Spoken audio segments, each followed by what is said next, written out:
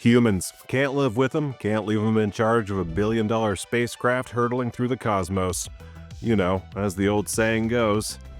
Back in 1979, Ridley Scott and his team introduced us to H.R. Giger's monstrous, unsubtly phallic star beast that we would come to know as a xenomorph.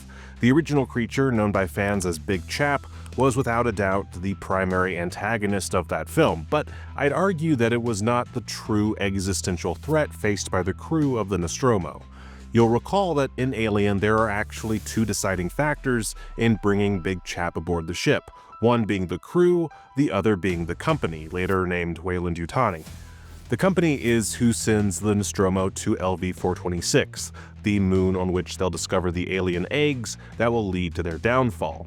The ship's computer, Mother, wakes up the crew upon picking up the signal, and it's the company rules that demand they stop and investigate the signal. What's more, this new mission is pushed by Ash, who is secretly an android with an equally secret mission, to bring back an alien organism from LV-426. Even without his influence, though, the crew is quick to upend quarantine protocol when Kane winds up with a facehugger all up in his grill, with only Warrant Officer Ripley attempting to maintain that aforementioned quarantine protocol.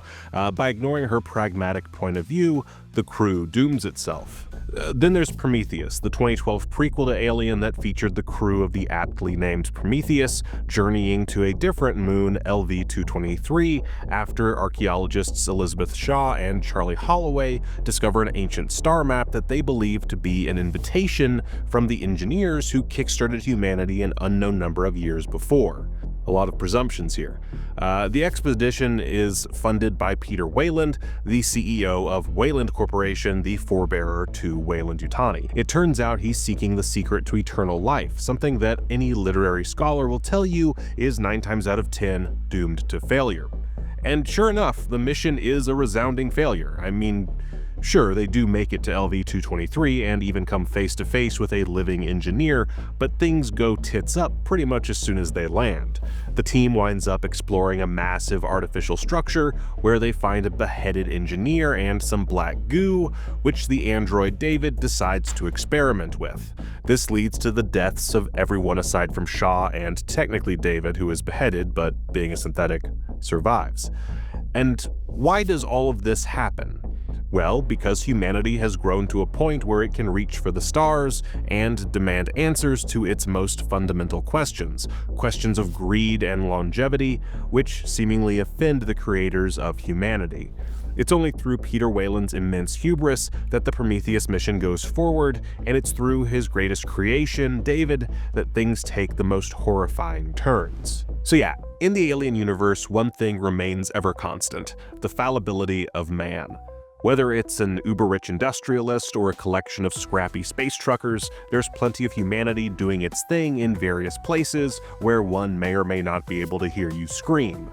In the case of Alien Earth, humans are unequivocally the real monsters, something the show seems incredibly adamant about showcasing at every given opportunity. Perhaps the best example of human fallibility in Alien Earth comes in Episode 5, entitled In Space, No One... This was the flashback episode that gave us the backstory behind what happened aboard the Maginot, a Weyland-Yutani ship carrying 5 separate forms of alien organisms to be used for whatever evil corporate nonsense that Yutani might be planning. Basically, what goes down is that Morrow, our chief security officer, is awakened from cryosleep after a fire breaks out on board the ship and 2 specimens wind up loose. Those specimens, a couple of facehuggers, attack the captain and a science officer, with the former dying in the process of attempting to remove the alien creature. It soon becomes apparent that someone on the ship released the facehuggers and caused the fire, which was perfectly placed to take out the Maginot's navigational controls, turning the ship into a missile, as engineer Shmuel describes it. And now we're a missile, and we're heading towards Earth. Later on, an explosion takes out the fuel reserves, turning it from a missile into an arrow headed straight for Earth. Meanwhile, despite being placed in cryo, the chest burster within Science Officer Bronsky winds up hatching and escaping. If you haven't seen the episode, you can probably still guess what happens with that little plot beat. And while this is happening, perhaps the biggest whoopsie-doodle in the entire franchise comes in the form of Science Officer Chibouzo. The internet had a lot of fun ridiculing this character, and it's not hard to see why. Despite being the one to inform us about the lab's simple green light, red light locking procedure, she's very easily distracted from actually utilizing it, leading to the escape of the T-Oculus, essentially a deadly eyeball with octopus-like tentacles. She also eats and drinks in the lab, and while distracted by the T-Oculus, her water is contaminated by larvae from a tick-like alien that she's seemingly studying while also not noticing one open its own containment unit. She's just a mess, man.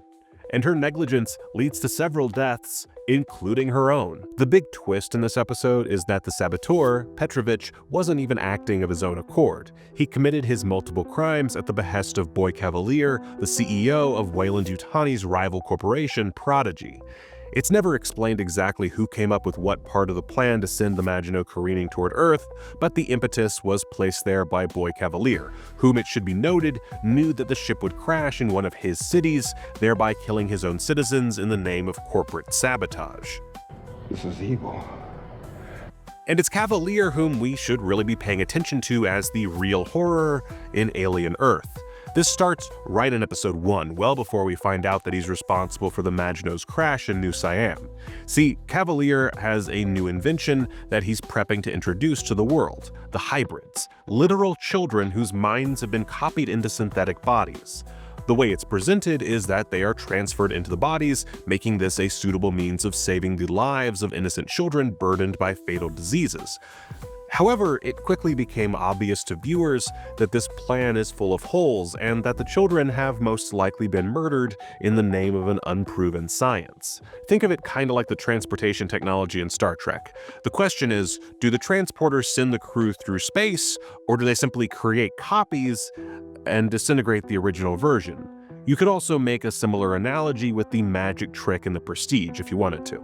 Either which way, it seems obvious that Boy Kavalier, in addition to being a greedy monster, is also a child murderer. Add to that, he potentially causes a massive alien outbreak in New Siam by having the Maginot crash land. Also, he can experiment with the deadliest organisms in the galaxy. He kinda sucks. Of course, Yutani is just as criminally negligent since she was the one transporting the alien species to Earth in the first place. No matter which way you cut it, you've got a greedy trillionaire industrialist bringing doom and destruction to the people of Earth. Something I think you'll agree isn't exactly far-fetched in our present-day situation. I could keep going. Aliens, Alien 3, Alien Resurrection, Alien Covenant, they're all great examples of humanity dooming itself in the name of progress, with Alien 3 perhaps being the least of these examples. But then it's also the most nihilistic and mean-spirited, and features a hodgepodge of misogynistic religious fundamentalists trapped on what amounts to a prison planet. So, we still get humanity as the real monster. In the end, Alien Earth is just the latest in a long line of entries in this series exploring the horror of humanity's misplaced hubris, which inevitably leads us to assume we have control over unspeakable terrors from the depths of the universe around us. While the xenomorphs may be the most literal interpretations of those terrors, they only exist within us because of the demands of the company and the foolishness of the workers supplying their labor. It's a horrific reality, but one which we must all live with. And yeah, that was depressing. Let me know in the comments what you think. Who's the bigger threat, the aliens or the humans? I appreciate all of your responses, and until next time, thank you for watching ScreenRant.